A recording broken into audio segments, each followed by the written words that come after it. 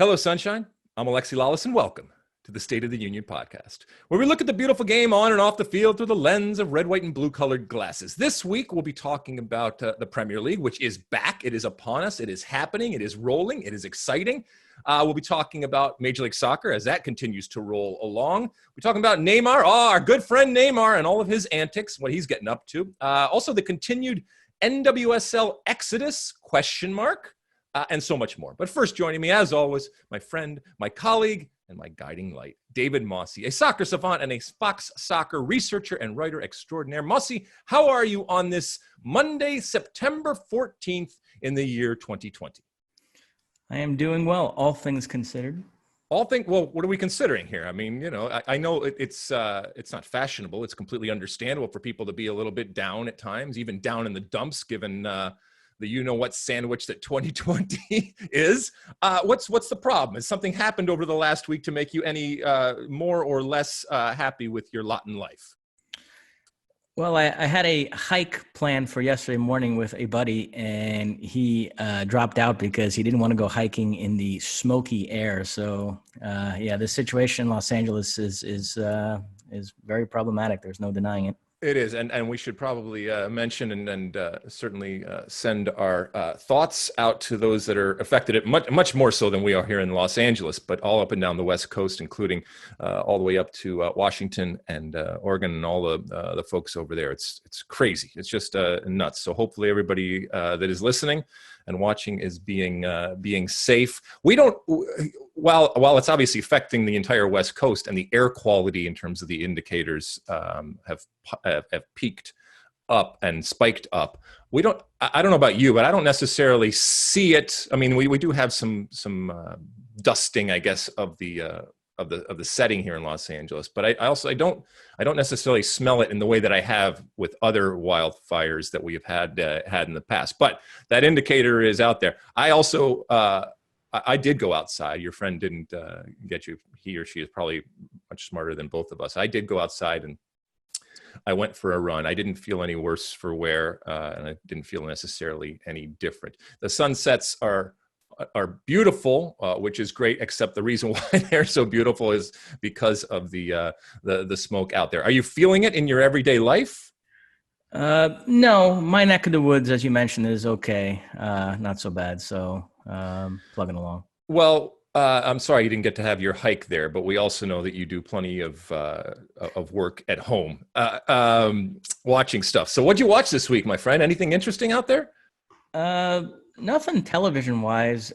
Quite frankly, until The Crown comes back in November, I'm probably going to take a little bit of a hiatus from television, but I do have a strong book recommendation. Oh, what do you got? I'm reading right now a book called Say Nothing, which is about the Troubles in Northern Ireland. Ooh. And I actually covered a Liga MX game last night, Tijuana against Cruz Azul, and it was Keith Costigan and Warren Barton on the call, an Irishman and an Englishman. And as soon as they arrived, I brought up the book to them I had been reading. And yeah, they actually had a lot to say about it and a lot of memories. And Keith in particular, growing up in Ireland, they told me some pretty fascinating stories about how that conflict affected his life. So it's a fascinating book. I highly recommend it. It's actually written by Patrick Radden Keefe, who was the guy who did the Wind of Change podcast. Oh, neat. So that guy is providing me with quite a bit of wow. It's impressive. I'm sorry, go ahead. Quick, I'm sorry to interject here, but I think it's important. What is a book? It's called Say Nothing. Oh, what is a book? What is a book, my friend? For those of us out there, no, listen. I have you finished it? Is it done? Not yet, but okay. At the pace I'm going, a couple days I'll be done. Are you a actual hard copy physical book, or are you an e-reader? I am a hard copy physical book, and in fact, I still enjoy going to a bookstore and browsing through books and picking out books that way, which I know is so passé at this point. I mean, it's such a I have a gift hipster card from Amazon, which like I could pretty much buy anything I want using that gift card, but I still find myself walking into bookstores and browsing. I don't know. I just love that. I love that whole bookstore. You're such a poser, such a book hipster out there. I mean, I go down and read my book at the beach, but it's in the form of it's electronic. It's Kindle when when I'm reading those books. I did start. I know last week we talked about podcasts, and I did start a one on Wondery over there called Bunga Bunga, which is about Silvio Berlusconi and that whole era. And I know you're often fascinated with Italy and Italians and all that kind of stuff. And to see his rise and to see what he became, and to a certain extent his fall in the form of a podcast, that was really good. And then obviously with with the yet another passing anniversary of the horrible events from September 11th, where all the different televisions and all the media, you see it again, and it's all brought up again. I went back and I'm listening to Blind Spot, which is it's basically the road to 9/11, goes all the way back into the 80s and how it all came about, both with the first attack on the World Trade Center and then obviously the second, and what ended up being 9/11. It's fascinating to see all the things that happened, all the things that were missed along the way. So that's another one that I would recommend. I'm on my way with that one. Anything else, Mosse, before we head on? Very quickly on the podcast front, I neglected to mention last week the Fiasco podcast series on Luminary. They've done a season on the Bush Gore 2000 election. They've done a season on the Iran Contra affair, and now their latest season, they just released it recently, is on the Boston busing scandal of the 1970s, which I'm going to start listening to this week. So yeah, nice. I recommend that as well. Nice. All right. Well, there's some recommendations of what we're doing. Television wise, I too did not, nothing jumped out at me. Look, I was watching plenty of television, but nothing really jumped out at me. Although I will say this, and I'll finish it here. I know I've been extolling the virtues, and I think fairly and rightly so, of the Ted Lasso series, that now I'm hooked, hook, line, and sinker. I am in. This past episode, and this is often the case, I would think, for any type of series that you're watching, it bordered on jumping the shark a little bit. It didn't jump the shark, but part of what I liked about and have really loved about the thing is that it's never been what I thought it was going to be and what I feared it was going to be, and that's a compliment. That is a good thing. It went a little bit. It went a little bit big. I mean, ultimately, at its core, I've told you about the heart that it is, and it's not just a comedy. But at its core, you have one of the great comedic actors working today, in Jason Sudeikis, and he's surrounded by a very good cast that is oftentimes very, very funny and subtly funny and all that kind of stuff. Anyway, I'm just saying that I was almost taken out of it this week. But I'm still there. I'm still 100%. I love it, and they've done a good job. But they go up and down, and it might just be my individual reaction. I know a lot of people have been watching, and I know some people didn't have that reaction. Actually, some people really enjoyed this week specifically because of what maybe has taken me out of it. And I'm not giving anything away for those of you that hadn't been watching. You might not even watch it, but I know we've talked about this in the past, and I just wanted to keep you updated on what it is, because I can't binge it because I started it and didn't realize that it was a continuing thing, and that there's even a whole nother season coming out. I did finish Cobra Kai though, and it's phenomenal, and evidently there's a whole nother season coming out. So, and that was something that both I enjoyed and my family enjoyed, and that's not always the case when we're watching stuff. Anything, Mosse? That's it. All right, let's light this candle. You ready? Yep. All right, as you know, we just dive right into it here, and we are going to with the return of the EPL. It seems like it was just over, and in certain ways it was, but it's back. It is flying. There is, the best laid plans when it comes to coaches and clubs, the highest of hopes and ambitions when it comes to teams, and oftentimes all it takes is one game to have those fears confirmed, or those hopes confirmed. We saw a lot of different interesting things happen this week. I guess let's start, Mosse, with Liverpool, because they are now the reigning champions and coming off such an incredible performance this last season, and not a whole lot of time, and they turn around and now everyone's back to square one. Everyone's back at zero. But this is still a juggernaut of a team. And what made it so interesting, not just that was the first time that we were seeing them in the form of the 2020-2021 season, but also against another team that finally has returned to the Premier League in Leeds. And obviously, as we talked about last week, being led by one of the most interesting and eccentric and romantic type of figures that our game has probably seen. And he certainly will be up there as one of those when all is said and done in Bielsa. What were your initial thoughts for those that didn't watch? Liverpool ultimately ended up winning. They left it late, but it ended up winning 4-3. And Leeds, I think, came off of it with an even more enhanced type of image. Still early days and just one game, but general thoughts on that game. It's just great when something lives up to the hype. We've spent 2 years talking about how much fun it would be to have Marcelo Bielsa in the Premier League going up against Jurgen Klopp and Pep Guardiola. And here we get it right off the bat in the opening round, and it lives up to the billing because the concept of parking the bus is completely foreign to that man. He has a certain way of playing against whoever, wherever.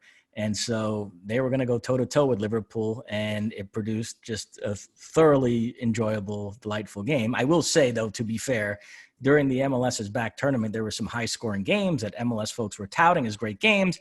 And I said, well, if some of the goals come about due to some slapstick defending, that does detract a little bit for me from the notion that it was a great game. And that applies a little bit here when you go back and look at some of those goals, particularly the second Leeds goal. I mean, Virgil van Dijk, I mean, talk about an uncharacteristic mistake. I don't know what he was thinking on that play, but so there was some of that too. Yeah, look, I can understand and I can sympathize with you when it comes to the fact that there are goals with lots of games, or games with lots of goals, that aren't necessarily good games, but they're few and far between. I mean, look, in a sport where the hardest thing to do and the rarest thing to do is put the ball in the back of the net, I'm not going to throw it back when it happens. And it's rare for me that I see a game with lots of goals where it isn't interesting and entertaining. Now, a blowout game, I think it's easier to do it, but this wasn't a blowout game by any stretch of the imagination. However, hear me out on this one, Mosse. So much talk about Bielsa, and he is wonderful. I mean, he's worth the price of admission just for, the way that he sits, the way that he acts, just the optics of it are hilarious and wonderful. But he's playing arguably the best team in the world. Okay. He is the coach of not the best team in the world. Okay. This is the ultimate example of house money. Okay. In that, and I'm not saying he wouldn't do it in normal circumstances, but oftentimes he seems to feel when he goes and puts his team on the field, it's as if he's playing with nothing to lose. He had nothing to lose in this game. They were expected to lose to this team by everybody out there, and nobody would have batted an eyelid if they had lost this team by many, many goals. So in a certain way, if you are free from that pressure and that burden, it enables you to kind of just do whatever you want. Now, and it oftentimes enables teams to do things that they wouldn't do normally. That's where the difference is here, in that he would do this normally. But the sense of freedom that they had, don't you think that it comes from the fact that they were playing Liverpool? Sure. And a few more games like this against lesser opponents, the narrative will quickly become about how poor they are at defending and how naive they are and how he needs to get that sorted if they're going to stay up in the Premier League. So sure. Yeah. I mean, there's something to. So he has much bigger fish to fry here when it comes to, who he is, who he is supposed to try to beat, or who he is expected to beat as they go on. I mean, it's not the Liverpools, you're looking at your Fulhams and your, Wolves or Southamptons or whoever ends up being those mid-level to lower-level teams. That's where you're going to get your get your points, and that's where that romance, like you said, is really going to be tested. Because if it doesn't work out, and it is a team that people assumed that you could beat, that's where it's going to be problematic. But you get what you pay for, and you're paying for that romance. I will say this was a game where I really felt the absence of fans. It would have been so wonderful. Anfield opening day after having won the title the season before, plus those Leeds away fans excited about being back in the Premier League and cheering their goals. And I do think Leeds are going to be hurt by that this season, because it would have been such a special atmosphere at Ellen Road, finally being back in the Premier League, first time in 16 years. And that would have been worth a few points and they're not going to have that. So, I mean, I do think that's an issue for them. Mosse, I think a couple of times over the years that we've been doing this, we've talked about Bielsa. But can you, just for our viewers and our listeners out there, make the case as to why he is legit, why it isn't all smoke and mirrors, why he isn't just a fraud, why it isn't just about this romantic notion that ultimately is fun to watch, but isn't necessarily prudent and certainly not pragmatic. And why does he get the benefit of the doubt? Ooh, well, look, the thing I admire the most about him is that he's been able to go to different places and implement his philosophy, which is why, there's been talk over the years about him perhaps taking over the U.S. national team.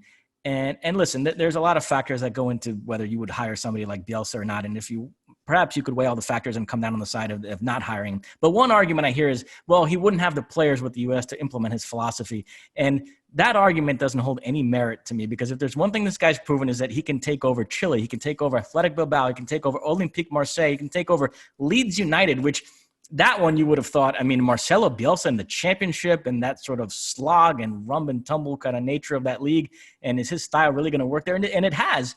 And so I admire the fact that he has a philosophy. It's a style of play that I find thoroughly entertaining, and that he can go anywhere and implement it. Hold on, because I hear people out there saying, so I'm going to ask it. And even if they're not saying it, I'm going to ask it. What is that style?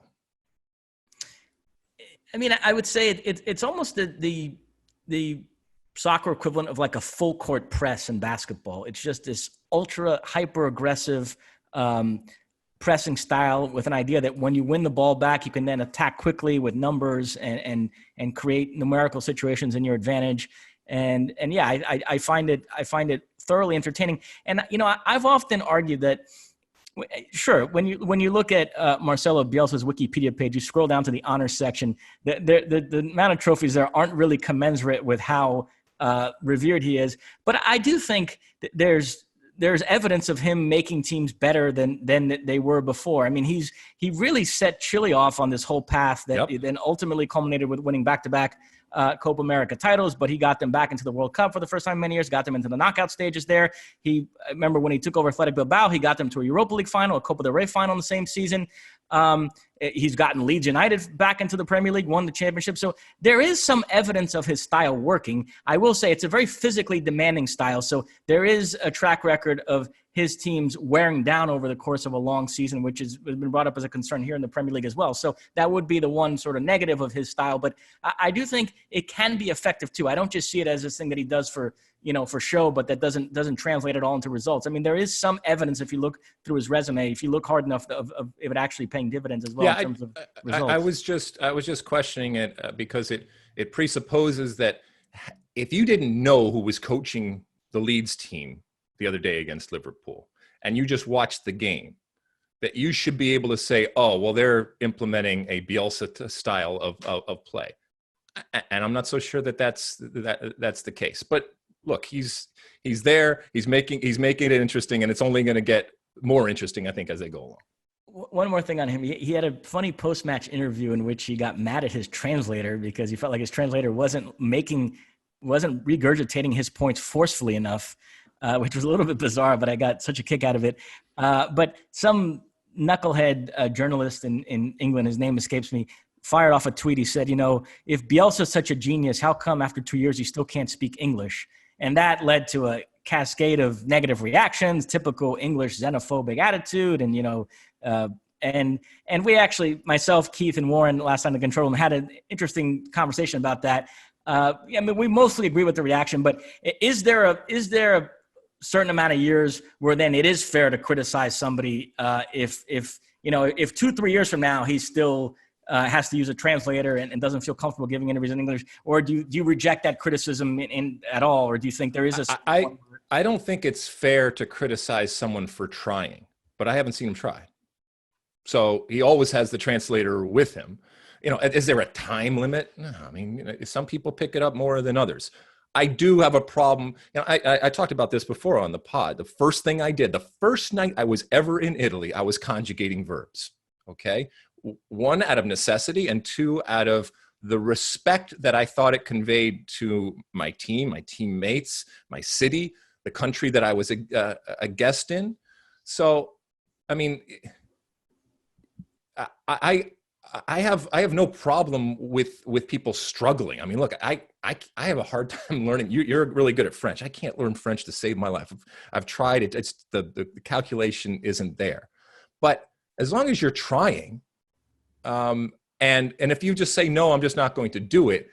And I think, I think you're going to come in for criticism, because you are, once again, you are a guest in the country. And I know there's a lot of languages spoken in England. There's certainly a lot of languages spoken in here. You can get on fine in the US without ever speaking English if that's the way that you want to go.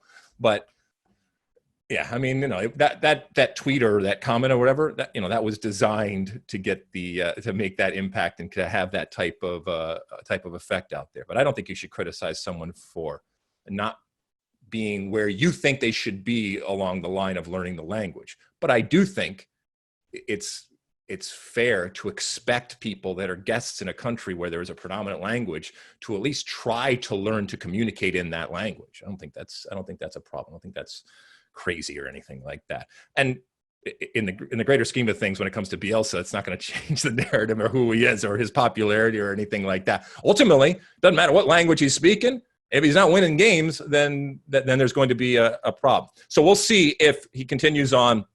And as I said, it wasn't a throwaway game because he actually comes out smelling like a rose, even though there's plenty of defensive mistakes. There's plenty of naivete, by the way, on both sides. So Liverpool wasn't great at all. They were rusty, but they were just so much better that eventually. You mentioned Virgil van Dijk. I had talked about how important he is.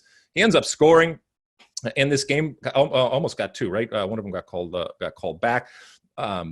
But he does make mistakes. But I was talking to our friend Zach Kenworthy, who's a huge Liverpool fan, about this initial game, and we were talking about the fact that the mistake that he made, for example, on one of the Leeds goals, that is actually representative of how good he is and how much confidence he has and how important he is. I mean, this is a player that any team in the world would love to have. Is he going to make mistakes? Yes. Has he made mistakes over the years? Yes. But part of what you're paying for and part of his value is his composure, is his confidence in that moment to say, no, I'm not going to just kick the ball out of bounds. No, I'm not just going to try to head the ball back to my goalkeeper or whatever. I'm going to try to flick it with the outside of my foot. And yeah, he got caught. But if he does that 100 times, 99.9% of the time, nothing's going to happen. But that's part of his quality. Now, he can't keep doing that. And collectively as a team, Liverpool can't keep doing that. But, Klopp right now, and I think you're probably going to talk about this in a second, wasn't necessarily happy about the way that his team played, but he also understands that they got a long season ahead. And they got, once again, bigger fish to fry with a lot of the money that's being spent and the quality that they have coming at them right now. But I think Klopp, in the back of his mind, is in what he's doing and saying right now, is the recognition that it's next to impossible to do the same thing, okay?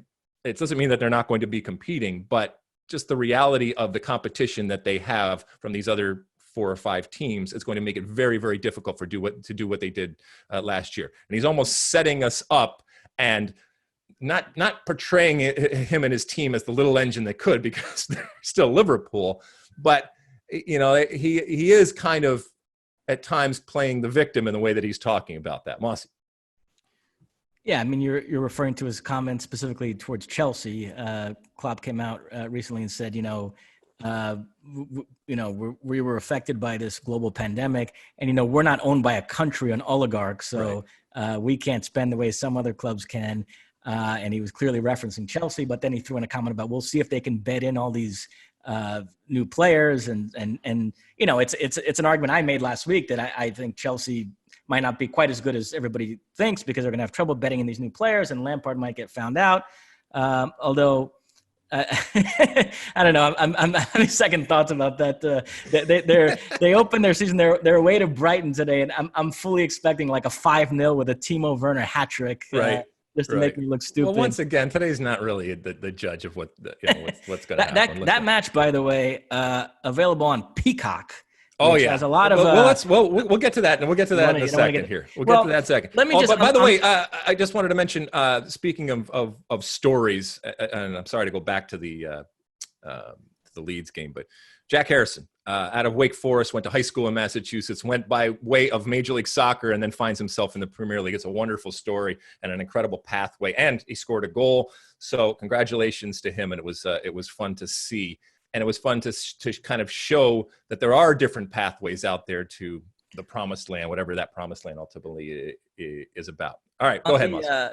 On the topic of me saying stupid things, I learned a valuable lesson this past weekend.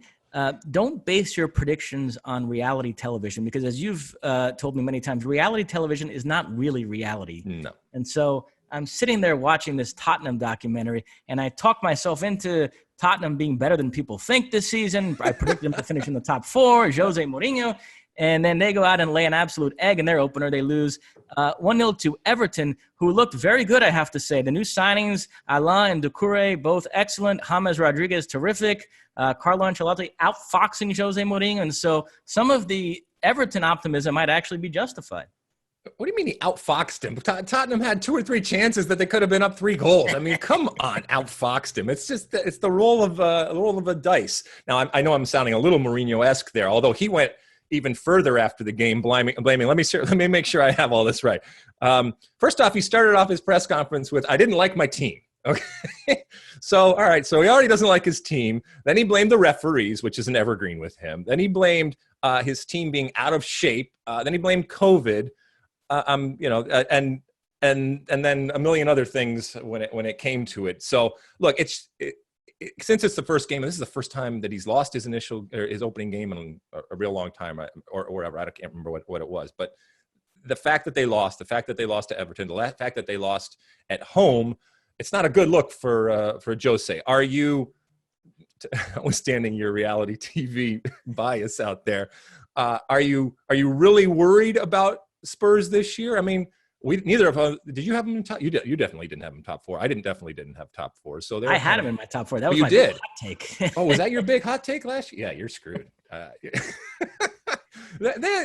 going to be okay. They're going to be okay. They're not going to be great, but they're going to be okay. And I guess for Spurs and for Spurs fans, you're going to have to settle for okay. Okay is good.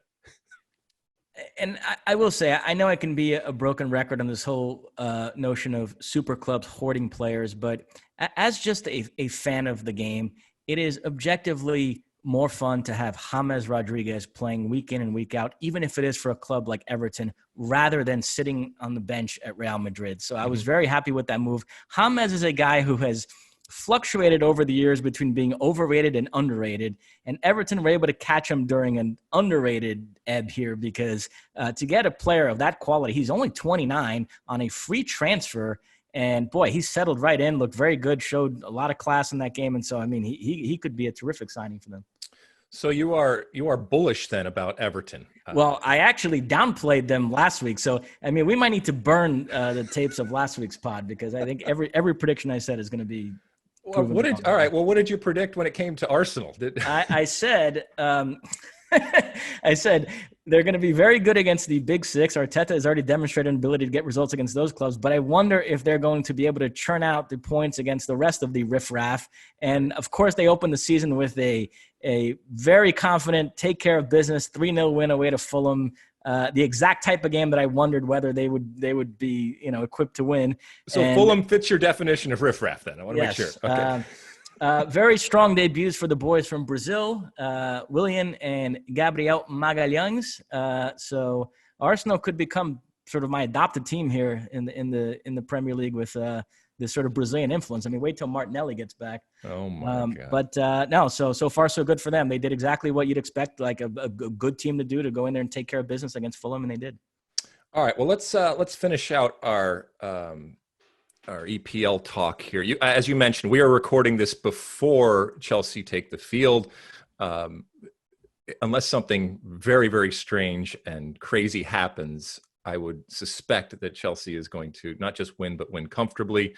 And to Mosse's point, who knows? Maybe the new arrivals will all share in the spoils with goals coming from all over the place, including and hopefully Christian Pulisic, who is healthy, knock on wood, and wearing that number 10. Mosse, he was given the number 10 jersey, and there is still this symbolism when it comes to the number 10. For the most part, I think numbers have faded in significance and symbolism, but the 10 still holds a place. It's probably the only number now that really holds that type of place. I'm not talking about using numbers for positions. I'm talking about the understanding that your best / most important playmaker, creative, attacking type of player will wear that number 10 jersey, which was given to Christian Pulisic. Did you make anything about that? Make anything more than it actually was, or less than it actually was when he was given that?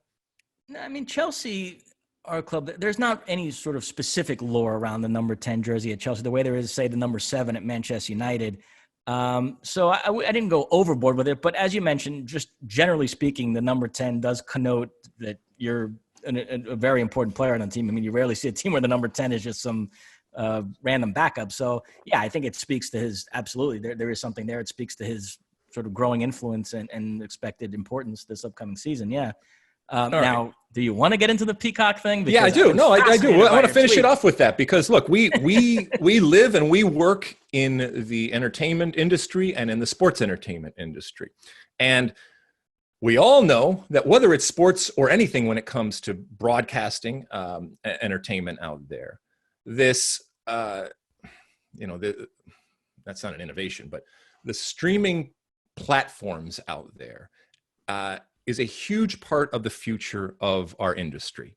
We've talked long about, cord cutters and the antiquated style of cable bundling and all that, and now a much more a la carte type of thing. The irony is that that now we just have a whole lot more individual ones, but put all together, you are spending as much, if not more. But that doesn't change the fact that our industry is trying to adjust and modify behavior of viewers, and is trying to have people migrate to these platforms, these streaming platforms. And everybody's doing it.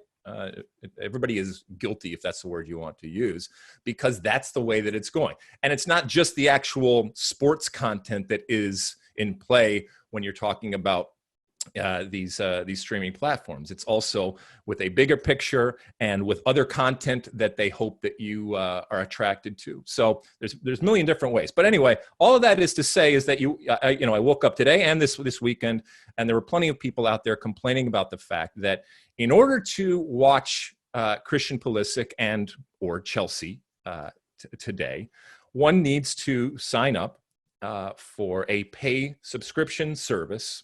There is a trial, but there often is. But the reality is that this is a pay subscription service for the type of content that you want, and in this case, it would be through NBC. And everybody is up in arms, and a lot of people, as to be expected, if you are forcing somebody to do something and there is a cost associated with that, you're going to be angry. This is standard business operating procedure. And this is a standard business strategy. Now, keep in mind, and I was talking to someone on Twitter earlier today about the fact that, this is bad business in that you're not exposing something to more people. And there certainly is a school of thought when it comes to that. But the reality is they are looking at this game, for example. There are plenty of people out there that want to watch Chelsea. There's lots of Chelsea fans out there. There are plenty of people out there that want to watch Christian Pulisic. So you have something of value that you are leveraging, and you are pushing people towards this platform that you recognize is the future of not just your company, but also of your industry. And they don't have to get everybody to do it. They just have to get a portion. They just have to get a percentage of people to go that justifies this type of move. Is it frustrating? Is it angering?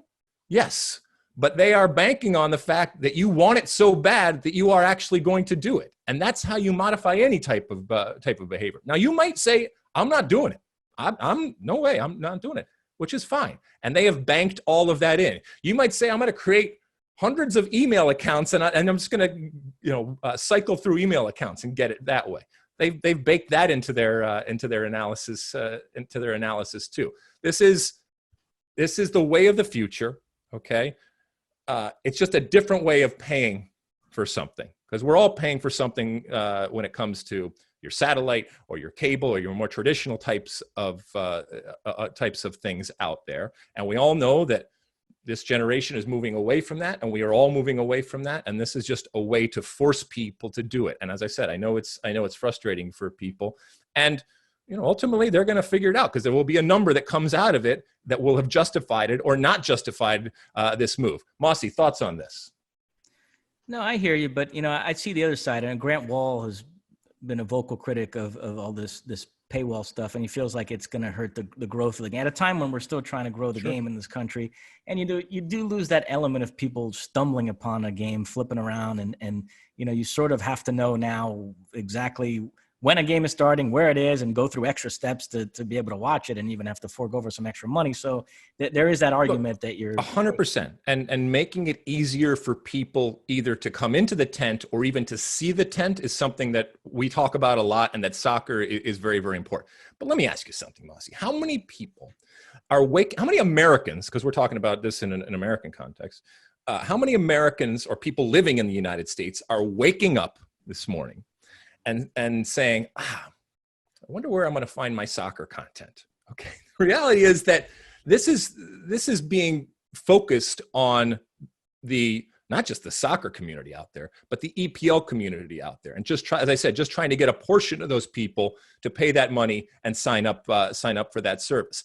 I don't think that there are people just channel surfing, flicking along, that are going to somehow happen upon, in this case, it would be either NBC or one of their other channels, or NBCSN or whatever it ends up being, and stop and see that. I think the numbers are minuscule when it comes to something like that. So yes, I get the argument that having it available to the most possible people that could possibly stop on that channel, I understand that argument, but I think they've come to the realization that in 2020 right now, there's not enough people where that actually is happening to justify not trying to steer the people that are your real hardcore customers, that are going to pay, that want that content, that are already invested, either because they have an affinity for either just the actual sport or the actual team that's involved, or the league that is involved.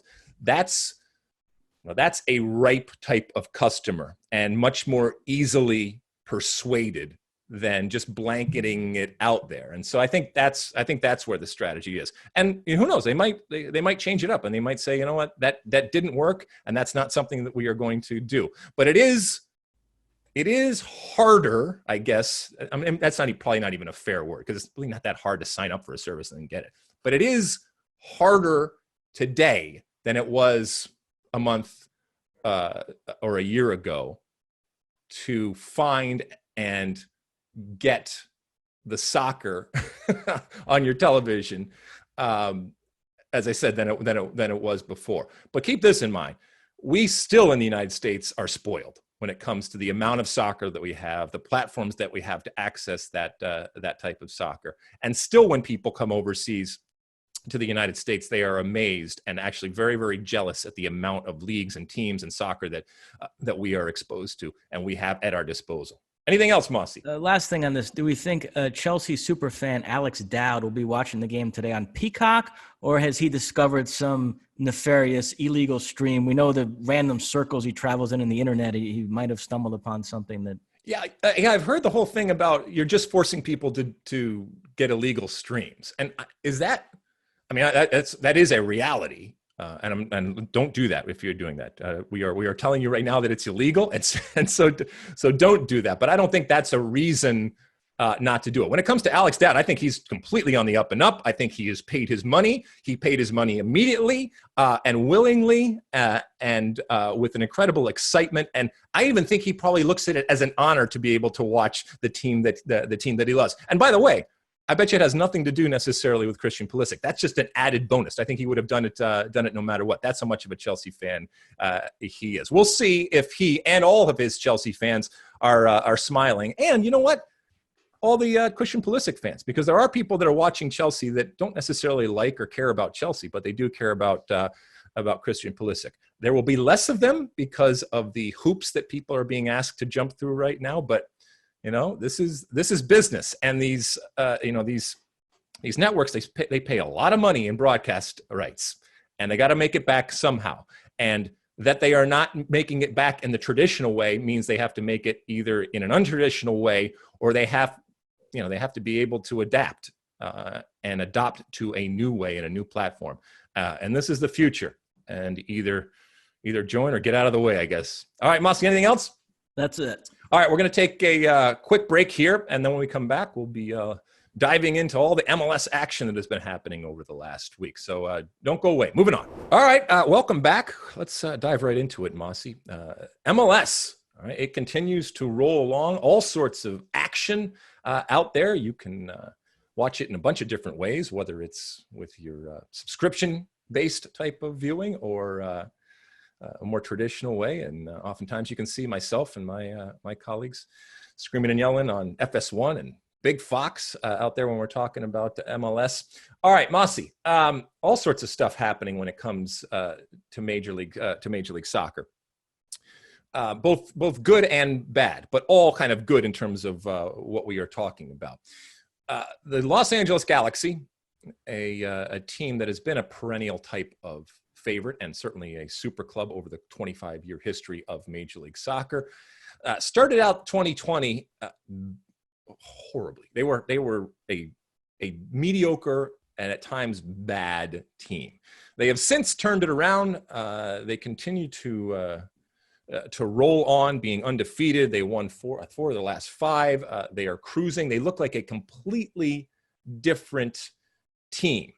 Now, Mosse, you taught me something a long time ago. You taught me about being Wally pipped. Explain to the people out there what that means before I head off into the Los Angeles Galaxy discussion.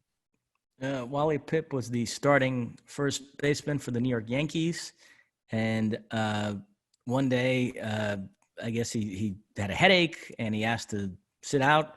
And so a little-known backup named Lou Gehrig stepped in, played well. And so the manager decided to keep Lou Gehrig in the lineup the next day. And Lou Gehrig proceeded to play over 2,000 consecutive games over 14 years. The Iron Horse, it was the longest consecutive game streak in baseball until Cal Ripken broke it many years later. But so it's entered the lexicon. If you have a job and you decide to sit out and somebody else steps in and takes your job from you, that's now called getting Wally pipped. Okay. So Chicharito, right? When last we saw Chicharito, he was playing for that Galaxy team that I was describing that was not just mediocre, but at times bad. And they were struggling. He got hurt and went out. The Los Angeles Galaxy finished off their bubble down in Orlando and then completely turned it around, I said. And they completely turned it around without Chicharito. Is Chicharito's now back, although not starting. We are recording this on a Sunday. Last night they tied 0-0 with San Jose up in San Jose. And Chicharito, if I'm not mistaken, he got in a little bit into the game. But did he? Hold on a second. Yeah, he did. Yes. He came on. Yeah. They brought on him and Jonathan Dos Santos, the two Mexican DPs. Both. That's right. That's right. Would you start Chicharito right now if you were Guillermo Barcelona? It's an interesting one. Listen, they've been playing well. They've been winning. I don't know that Ethan Zubak has been lighting. How dare you? How dare you? If you're not going to say anything positive about Ethan Zubak, then I will just stop the pod right now. He's done a job. He's done fine. But you know what I'm saying? It's not like you're taking a guy out of the lineup that's scoring hat tricks. So, I mean, I think there's a greater upside with Chicharito, so I would try to sort of work him back into the mix here. But you're right. It's going to be interesting to see. They've been playing well without him. It's going to be interesting to see how. It's hard, man. You don't mess with a streak, and if the team is functioning and you start changing it, especially with that type of player who is so specific in the way that he plays, and it's great when it's happening. It's world class and it's wonderful, but it requires adjustments from around. And one of the things that in this period that Guillermo Barcelona and the Los Angeles Galaxy did is they stopped just kind of hitting constant crosses and at times very hopeful and at other times hopeless type of crosses, and they became much more strategic and efficient and selective about how they went about their wing play. And we know that Chicharito kind of feeds on the ball in the box and feeds on crosses, and we'll see if he comes back, if that changes. All of this it's a good problem to have, but it's also a delicate and sensitive type of problem to have, because this is arguably the most famous player in Major League Soccer, who was brought in with much fanfare and paid a whole lot of money. Now, that you're really cooking with steam if you can find a way to integrate him back in and not miss a beat. And that's ultimately what Guillermo Barros-Schelotto's job is, to figure it out. And if it isn't, if they need to cut bait and this is just not happening, once again, 2020, and this gets to a point in general about what's going on in Major League Soccer.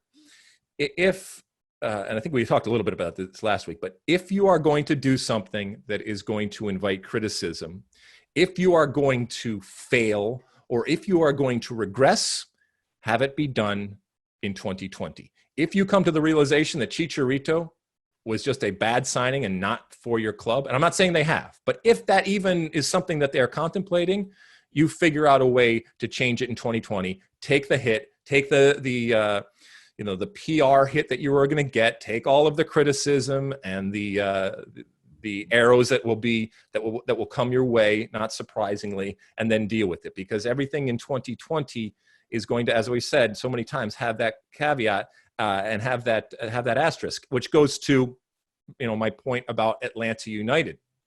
And somebody had asked me the other day on Twitter about Atlanta United, and I was very, very clear that this version in 2020 of Atlanta United, gone is the super club, the great super club that was Atlanta United in its first 3 years of existence. Okay, this is a shell of that. Doesn't mean they're not still a super club, and it doesn't mean that greatness can't return.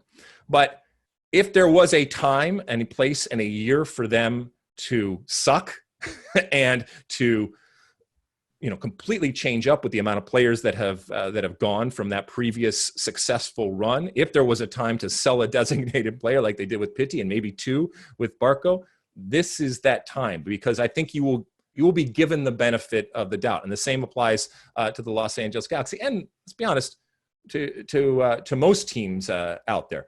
As we are recording this, we come off of a weekend where Atlanta United, speaking of Atlanta United, lost again, but credit to Nashville. They not only created the opportunities, which they have done over the course of their existence this year, but more importantly, they finished them. And it's not just that they beat Atlanta United 4-2; it's how they beat them. And we'll see if this bodes well for their future. They got to go to Columbus next, so that will be a big test. Mosse, let's talk Higuain, okay? Because the man has landed in South Florida, down there in Miami, to bolster a anemic type of attack when it comes to Inter Miami, and a team that is in desperate need of upgrades. Is this an actual upgrade or not? Yes. I know there's some feeling out there that perhaps they should have used that last DP spot on a playmaker, that's their biggest need, rather than a number 9. So, you could definitely make a case for that. But I think Higuain will definitely play well, will definitely score goals. I think he still has something left in the tank. And so from a footballing perspective, this is a very good move. I know they're giving him a big contract. It's going to be the highest paid player in MLS reportedly. So, but I think he'll live up to that and he'll score a lot of goals. I don't always love analyzing moves through this lens, but I think it's unavoidable because it's David Beckham. Putting aside the footballing considerations, just in a sort of from a star power standpoint, does Higuain, quote unquote, move the needle for you? And just in general, this first iteration of Inter Miami, it looks like the 3 DPs are going to end up being Gonzalo Higuain, Rodolfo Pizarro, and Matias Pellegrini, with Blaise Matuidi also signed with a non-DP spot. So are you underwhelmed by that, overwhelmed, properly whelmed? Do you think that so far Beckham has sort of lived up to the billing, his ability to sort of bring big names into the fold? I I am I am more whelmed than I was before because I think that Higuain is a bigger name. I'm much more concerned with the type of player that he is, and that's what's giving me pause here. He is a wonderful goal scorer and has proved to be one over the years, but on a team like Inter that is always going to be, for the most part, when they're stepping on the field, coming up against superior opposition. So they are going to be the underdogs and the inferior team. I worry that he's not going to produce relative to the name that he is, simply because, he's never been a dominating physical player. Okay. He's never been a larger than life character. But he has been a goal scorer, albeit for some of the best teams in the world. And, when Zlatan came, yes, he was also a goal scorer for some of the best teams in the world, but you got the feeling that he could do things all by himself. And it didn't matter where he was or who he was playing for, he would find a way to be successful. I don't get that feeling about Higuain.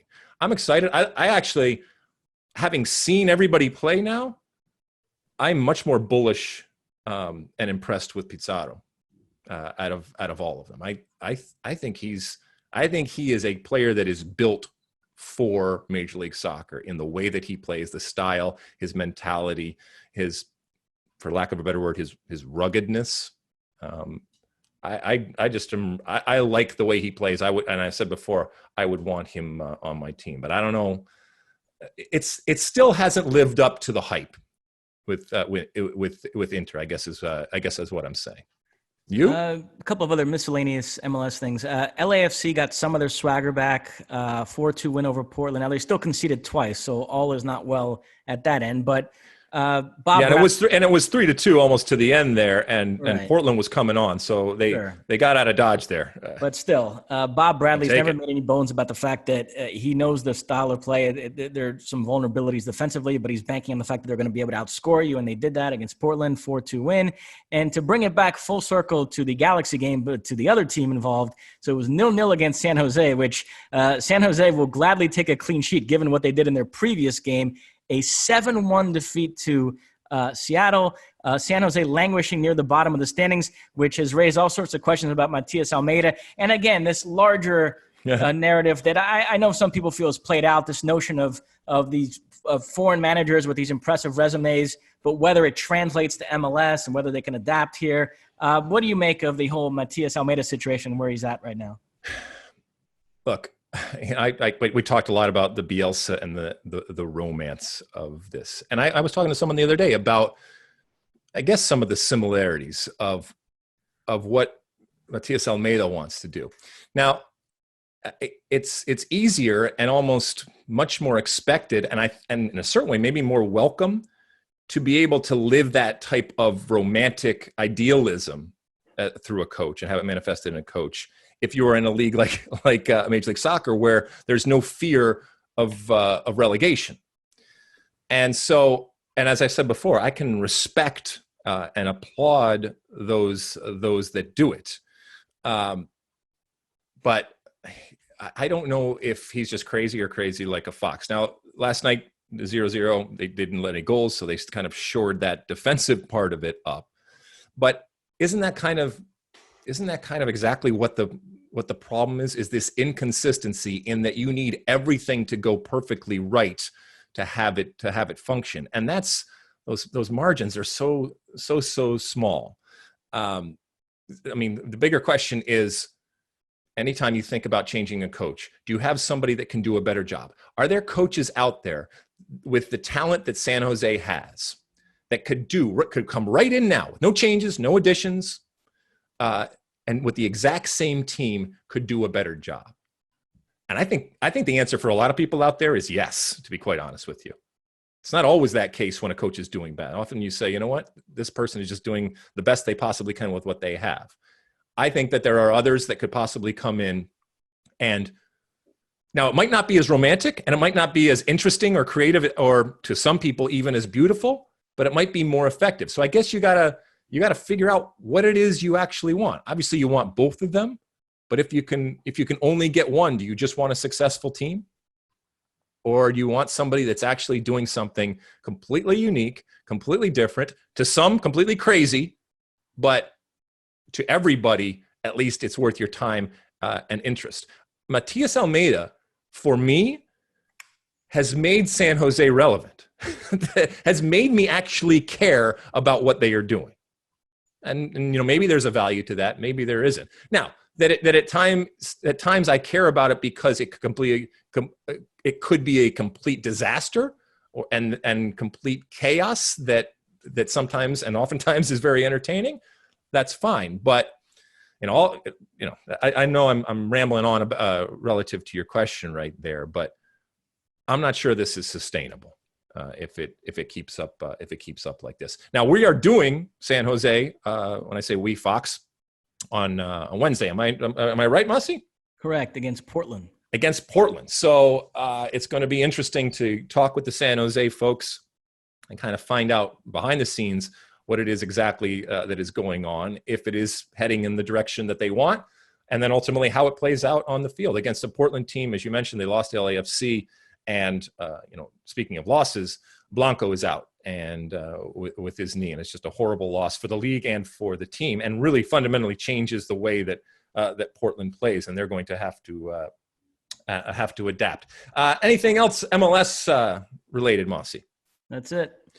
Okay, huge schedule when it comes to MLS, both midweek and weekend games that we will be following, and we'll see how this shapes up. As we mentioned last week, the next phase of games is out there.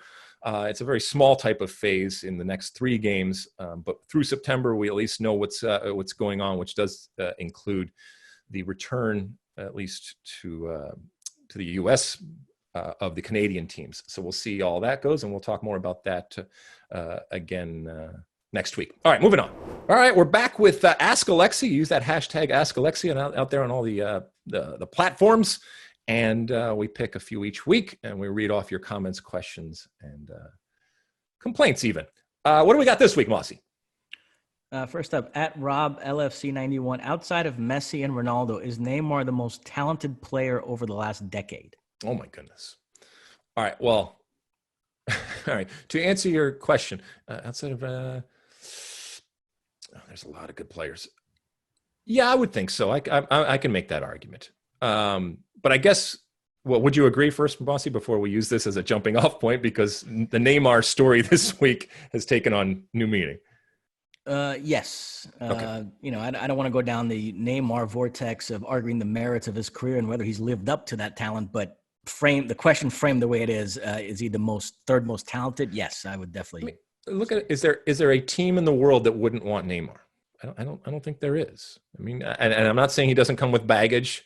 Speaking of baggage, Mosse, let's talk a little bit about what happened with Neymar and company this weekend over there in France. So he's had a very eventful last couple of weeks. So just to get everybody caught up on the story, PSG originally were scheduled to play their first Ligue 1 match just a few days after the Champions League final against Bayern. And Thomas Tuchel was fine with that. He felt like they had all those months off before. And so as soon as we get back from Lisbon, let's get straight to work again. Leonardo overruled him. He felt like it was weird. They'd been in this bubble in Lisbon for 3 weeks, played in the Champions League final, and to turn around a few days later and have to play a Ligue 1 match. So he pressured Ligue 1 into postponing PSG's first game and gave the players a few days off so they could decompress. Of course, a bunch of them went down to Ibiza and came back with the coronavirus, including Neymar and Di Maria. And meanwhile, Mbappe went off to play with France in the Nations League, and he contracted the coronavirus. So when that opening Ligue 1 game against Lens finally came around, they had to play this patchwork lineup, including a couple of guys I've never heard of, and they ended up losing 1-0 on a mistake by their third-string goalkeeper. But, okay, crazy circumstances, and nobody read too much into that. So then their second game is home against this past weekend, home against their arch rivals Marseille. And Leonardo, by the way, has criticized Ligue 1 for scheduling such a big game early in the season. But nevertheless, they had to play Marseille, and Tuchel didn't want to lose. And so he rushed back some of the corona cases. Neymar and Di Maria, they had to spend X amount of days in quarantine, and that period ran out a day or two before this game. They trained like once, and Tuchel said, that's enough. You're going straight into the lineup. And so, at least on paper, the lineup they put out this weekend was more representative. But still, it's a team that's clearly not really back into the swing of things yet. They lost 1-0 at home to Marseille. So first of all, PSG, who, they although they lost the Champions League final, they came out of last season feeling pretty good about themselves, the fact that they got to the Champions League final, and we're hoping to build on that. And they've now had a very awkward transition here into the start of this new season, lost both games, and they're sitting 18th in the table. But to add insult to injury, a bench-clearing brawl erupted at the end of this game, and there were 5 red cards, including Neymar. Neymar then accused a Marseille defender, Álvaro González, of racially abusing him. Álvaro González has denied it. Neymar has doubled down on the accusation, so it's turned into a my word against his word kind of deal. But there likely suspensions forthcoming because of this brawl. And in the midst of all this, there are now widespread reports that Kylian Mbappe has informed PSG that this is definitely his last season. He wants to leave in the summer of 21. So PSG dealing with a lot here just in the span of a few days here. It's amazing. They wish they were back in Lisbon at more simpler times. I mean, it's been a crazy couple of weeks. And it was nuts. I mean, you can find it the footage over there on YouTube and everything, and it was crazy. And you can't touch other players, and when you do that, and Neymar doubling down. Do you think any of that craziness happens if PSG is winning the game? No, probably not. I mean, that was a lot of frustration on their part. I mean, not for nothing, but PSG's now 0-2. In Liga, which we all kind of give to them each year anyway. I will say the one positive of this whole thing, not the racial stuff. I mean, I don't know what happened there, but obviously let's set that aside. If it did, that's reprehensible and shouldn't happen. But the one positive of this whole thing from a French football perspective is, as PSG has grown into this monolith in the last decade and towers over everybody else in France, one thing that's been lost is any sort of juice in that PSG-Marseille rivalry. I mean, that is Les Classiques. That is their equivalent of Real Madrid-Barcelona. And when that fixture rolls around, the French media still tries to play it up. And the last few years, it's felt really forced. I hate to say it. It's felt a little Ohio State, Michigan-ish of two teams that aren't really boxing in the same class anymore, that you're still trying to make a big rivalry out of. And in fact, Marseille hadn't beaten them in 9 years. And lately, you do feel like this rivalry is coming back a little bit. Marseille had a good season last season. They finished second under André Villas-Boas to qualify for the Champions League. And then they celebrated quite a bit when PSG lost the Champions League final. Because remember, Marseille remained the only French club to win the European Cup. They won the inaugural edition of the Champions League in 1993 after the competition was rebranded. They beat AC Milan in the final. And they like holding that over PSG. And they really got under PSG's skin by how much they celebrated PSG's defeat to Bayern. You talk about Schadenfreude. I mean, that was it right there. And so there was some juice even heading into this game because of that. And then you get this brawl and red cards, and the Tuchel and AVB were throwing barbs at each other after the game. So if nothing else, the PSG-Marseille rivalry is kind of back. Now, I don't expect Marseille to challenge them in Ligue 1. Like you said, I still think push comes to shove, PSG are going to win the league rather easily. So maybe that'll undercut what I'm saying. But at least for the time being, it does feel like at least French football, there's some juice there between these two clubs. And certainly the next time they play, it's going to be like appointment TV for me. I'm going to be excited for that game. Yeah, I mean, it's creating in a, I guess in a WWE type of way, excitement and making it something that people are more interested than they would be. We'll see, the repercussions. Obviously, there was red cards, so PSG is going to be down players yet again going forward. But I too, like you, don't see them ultimately having a problem. But the horizon part of a changing of the guard, if you will, when it comes to Mbappe and probably others, I think is important because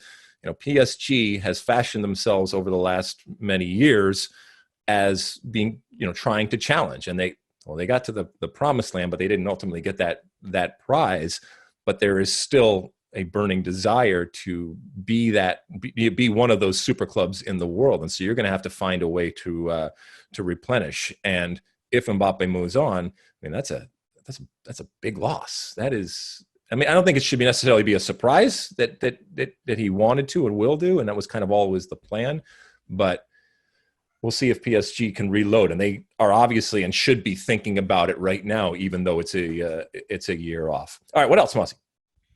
Next up, at Charleston Tommy, is De La Fuente the real deal?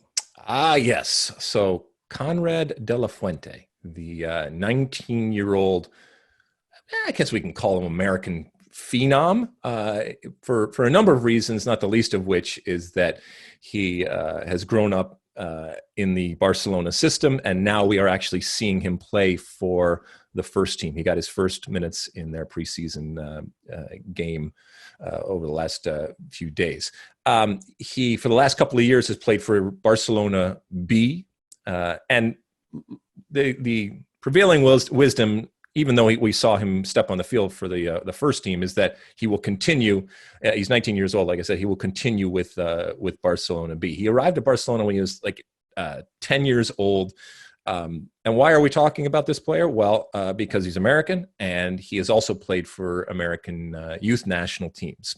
And in the context of what we were talking about last week, where the next time that Greg Berhalter gets together, theoretically, he could have players on the books with, as we said before, Juventus, Man City, Chelsea, Dortmund, Leipzig, and even potentially Barcelona with Konrad De La Fuente. This is wonderful because this is an American player and a player who can play for the U.S. men's national team, who is not just but playing at one of the great clubs in the world. Does that mean that he is going to step on the field with the U.S. men's national team and be the best thing that we've ever seen, or lead the U.S. men's national team to places it's never been? Not necessarily, but once again, you're hedging your bets. Now, as I said before, I don't think that we are going to see him. He's playing, he's a wing type of player. When you talk about Fati and Dembele and others that are out there, I don't think that he's going to take their place anytime soon, but he's in the mix. If I had to put money on it, he plays another year with Barcelona B, and then it's either he's good enough where he is actually challenging on a consistent basis, or they send him out. And they're sending out a great player, but it's just not quite at that level yet. What do you think? I mean, it's hard because we've only seen a little bit of him from a Barcelona perspective, and he's been playing for Barcelona B. And I don't know about you, but I don't watch a whole lot of Barcelona B on a continual basis. But we did see him step on the field, and it was a wonderful moment, a proud moment to see an American player out there with what we all associate with not just the elite, but the ultra elite type of club that Barcelona is. Well, remember, after the season, Barcelona might be looking to replace one of their top attacking players. And just to advance that story a little bit, so they played a friendly this past weekend against Gymnastic, a third-tier Spanish club, and Messi played the first 45 minutes. And then Konrad De La Fuente came on at halftime, played the second 45 minutes, looked good, had a goal that was ruled out. But yeah, no, they seem high on him. He just signed a new contract recently. He was on the bench for a Champions League game against Napoli this past season. He seems to be in that Chris Richards Bayern zone of somebody that's kind of just on the outskirts of the first team squad, a little bit just on the outside looking in, but with the possibility perhaps of cup games maybe here or there, or just, a call up just for the experience to sit on the bench, that kind of stuff. And yeah, so yeah, definitely want to keep an eye on. Very exciting. On that young Americans theme, Juventus played a friendly against a third-tier Italian side, Novara. Wesson McKennie, I didn't watch it, but by all accounts played well. I read an article in the Gazzetta dello Sport full of praise and said he brings qualities that no other midfielder in the roster has, which could potentially help get him into the starting lineup. So, I mean, all positive there. So far, so good with McKennie. Yeah, I watched the highlights of that friendly, and it was, and I know they're highlights and everything, but it was exactly what we talked about. He's winning tackles, winning the ball, and then at times literally just playing 2 and 3 yard passes. Now, he was also involved creatively in doing some different things, and Cristiano's running around out there, and so he's in rarefied air there. But he was obviously asked to do one thing, and that is, be that terrier and run around and win the ball, and then give it to others. And he did that, and he did more. So that's positive. Hopefully that continues. Yeah, when Juventus got to the Champions League final in 2015 and lost to Barcelona, Pirlo was part of that midfield. It also included Arturo Vidal. And there's a lot of talk that Pirlo envisions McKennie as kind of the Arturo Vidal. They have a lot of elegant technical players, the Arturs and Adrian Rabiot, but you need that bulldog, that energy guy to win the ball back. And so that's a role that McKennie could potentially carve out there. One other young American I want to mention. I've been dying to mention this guy on the podcast. I've Here we go. The last couple of weeks. Here we go. Does the name Johnny Cardozo mean anything to you? No. He is an 18-year-old American midfielder, New Jersey native, born to Brazilian parents. What a surprise. What a surprise. Age, and he is now starting games for Brazilian league leaders Internacional and getting loads of praise in the Brazilian media. And Greg Berhalter is a big fan of this kid. He recommended him to Jason Kreis. He's already gotten calls for the U23s. And all the talk is he's going to be with the senior team soon. Berhalter is that high on him. So that's another one to keep an eye on. We think, only in terms of Europe, but there's a young American doing well in Brazil too. Love it. I love it. And Greg Berhalter, someone asked me what Brian McBride, the GM of the U.S. men's national team, and I guess by extension, Ernie Stewart, who's the sporting director for all of the U.S. soccer national teams, what their job is right now. What are they doing? Because obviously the U.S. women, the U.S. men, all of the youth teams, nobody's playing games. And who knows for the foreseeable future. And there are best laid plans, as we talked about, when it comes to CONCACAF, but we don't know if we're going to live up to those. And I was actually on the board of directors United States Soccer Federation call this week, and they put out what the plan is for both the U.S. men's national team and the U.S. women's national team. And both Kate Margraf from the U.S. women's national team perspective and Brian McBride from the men's national team perspective gave little talks and explained it. But there's not a whole lot they can tell everybody. And on paper, these are the dates that are ultimately happening. But there is plenty of work to be done, especially behind the scenes, and it's keeping up and keeping tabs with the players that you have, either ones that you have already recognized and are on your radar, or finding new ones that are down there. And obviously this is not necessarily a new player for Greg Berhalter, but it is a possible new player in terms of the general consciousness of U.S. soccer folks out there. But whether it's Brian McBride or anybody in the comparable type of position out there, there's plenty of work to be done. And some of the work and the groundwork that you lay in this type of environment right now can pay dividends when we transition into a much more normal type of situation where you do have games. And so the process of evaluating, the process of communicating, and then ultimately the process of deciding what that best group of players, because this is all fine and well to talk about on paper, all of these players who are playing at some of these great clubs. That's great. But Greg Berhalter's job, as we've said time and time again, isn't just to get the best players, it's to get the best collection of players. And that oftentimes will, hedging your bets, include a lot of these players that are playing on some of these great teams, but it might be some others and ones that we haven't heard of. And those might be the players that ultimately pull this team together. But all of that work is being done behind the scenes. We don't have any new or additional information when it comes to the qualifying process for the men's national team, which is something we talk about on this pod a lot, other than to say that the plan is that from a U.S. men's national team perspective, not until after next summer will we potentially see anything, and from a women's national team perspective, for the next 3/4 of a year leading up to what hopefully is going to be the Olympics in Japan, which the women have already qualified for. There are games and there is a set type of friendly and the She Believes Cup and all that, but all of that is on paper. And we don't know if those are actually going to happen. But you got to plan as if they are going to happen. All right, Mosse, anything else? And we'll end on this.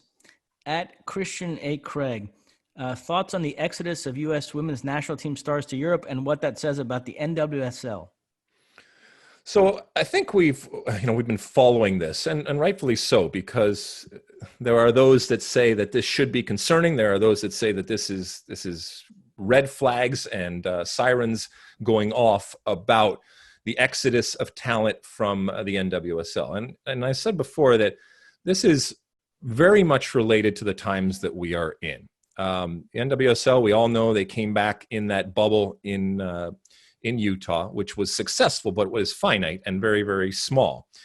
They originally had no plans to continue. Now they've decided to continue a little bit. But the reality is that whether you're, it doesn't matter who you are, and it doesn't matter where you're playing, you got to be playing, and you have to have games. And from a U.S. Federation's perspective, you want your potential national team players playing. And the fact was and is that they need to get games, and they weren't getting games. So I think a lot of this is relative to the fact that leagues in Europe are playing. They can get more games. They can go to places that are much further along when it comes to dealing with the pandemic than we are, and therefore it's easier for them to come in and just hit the ground running. But I also think that there's a recognition that most, if not all, of these players, and some very high-profile players that we have seen, whether it's the recent signing of Alex Morgan to Spurs or Rose Lavelle or Sam Mewis or so many others that have Tobin Heath and others that have gone over there. I mean, these are some high-profile type of players, and players that are going to make up that core of the women's national team going forward, and certainly into next summer. That's a good thing. It's a good thing that they are playing and getting a different and interesting experience. As I said before, I think they're going to become better as players and become better as people for having gone through it. But I believe that they're going to come back. And it's not that the NWSL can just sit on their laurels and just say, we're great and nothing's going to change that, because it can change. And people are coming, and there's going to be competition out there, especially as some of these big clubs get into the women's soccer landscape, and much more so than they have in the past. But thoughts on the exodus? It can be perceived as an exodus given the high profile type of players that are doing it, but I believe that they will come back, and it will provide opportunities for either talent that you didn't know existed in the NWSL, or the recognition that there is a lot of talent out there, and it still is one of the most exciting and entertaining leagues out there. And I mean, the best is relative, but that I would say is still the best league, women's league in the world right now. And the reflection is in that talent that they have, even with this quote unquote exodus that we have. But it's going to be okay. Let not your heart be troubled when it comes to what's happening with NWSL. But that's not all of that is not to say that NWSL doesn't have challenges. But those are continuing type of challenges that they had before, and this isn't changing the fact that from a business perspective, they are going to have challenges going forward, as all leagues have when it comes to the Wild West that often is professional soccer. Mosse, anything before we head out? That's it. All right, we've come to the end of yet another pod, and at the end of each pod, I give you my one for the road. As we are taping this, as I said, Chelsea is getting ready to play. Alex Dowd is eagerly waiting the opportunity to watch that, either pay for it or to illegal stream it, which he's definitely not doing that. But as I mentioned last week, Tim Howard, our friend Tim Howard, U.S. goalkeeping legend, has started his new job over there at NBC in front of the camera as I guess you would call him a pundit, like we all are. We wish him the best. I'll give you a little story about Tim Howard and how I came to know Tim Howard. I've told you before that I had the privilege and the honor to attend Rutgers, which is the State University of New Jersey. For those that don't know, Tim Howard was born and raised in New Jersey. I was at Rutgers in the late 80s and the early 90s when Tim was just a young kid and growing up in and around the area that Rutgers is in, exit 9 off the turnpike there in New Brunswick. While I didn't know it at the time, Tim Howard was watching me play as I ran around on the field for Rutgers University and kicked everything that moved and was improving as a player as we went along. I came to find out that he had watched me because years later we were on the same team with what then were the Metro Stars. I got traded to the Metro Stars, and this would have been in 1998. And Tim was just coming up, and he was a very young goalkeeper, apprentice almost, back up to then Tony Meola, who was playing at the Metro Stars. And I walked into the locker room after being traded from New England down to the Metro Stars. I walked into the locker room for the first time, as you often do when you have a new team. And the first thing you do is you go around and introduce yourself to everybody. And I ran around and I was introducing myself to different people. And then ultimately I sat down in my locker, and a young man who I hadn't encountered and hadn't been introduced to walked up and said, "Hi, Alexi, my name is Tim." I said, "Hi, Tim, how are you?" "I'm Alexi." He said, "My name's Tim Howard, and then I used to watch you play." I said, "Oh, really? Where'd you watch me play?" He said, "Well, I grew up around Rutgers, and I used to go and watch your Rutgers University games. And I was a ball boy, and I used to hand you the ball when you used to try to do long throw-ins. And even though I was at the time relative to life very, very young, I was still an older type of player and more experienced type of player. And that's all I needed for him to remind me about how old I was, to say, all right, that's wonderful, young man. You go over there and you sit down in your locker and you don't talk to me for a while, but thank you for making me feel old." Now, Tim went on, as we all know, to have an incredible career and to do some wonderful things on and off the field. And I'd be lying if I told you that it wasn't very, very quickly apparent. It was. You could tell the talent that he had. Now, could you tell where he was ultimately going to go? Not necessarily. And as I said, he was backing up Tony Meola at the time. But the ability that he had and the quality of person that he was put him in good stead. And if I had to have predicted at the time, it would have been very easily, despite the fact that he made me feel very, very old, to predict that he would have success. So that was my initial meeting with Tim Howard. And then over the years, to see him grow and to see all of his success on and off the field has just been wonderful. So the moral of the story is, if I am ever on a soccer field, you should watch in some way, shape, or form. And if you can be a ball person, that's even better, because good things will happen to you ultimately in life and in soccer.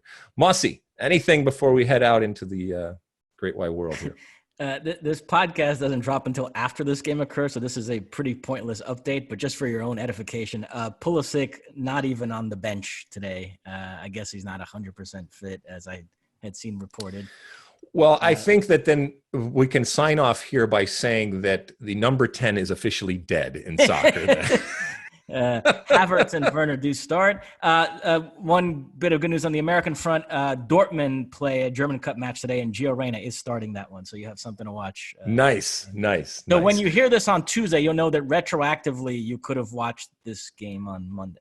You could have. And if the only reason that you were going to spend the money to get the streaming part was because of Pulisic, you will have saved yourself some money. All right. Regardless, I hope you enjoy the week. We will talk to you and we will see you again. Thank you so much, as always, for tuning in and for downloading and subscribing and rating and sending us all of your comments. Do use that hashtag #AskAlexi or hashtag #AskMosse out there and let us know of anything that you are thinking about. Mosse, anything before we head out? That's it. All right, we'll see you next week. And as always, size the day.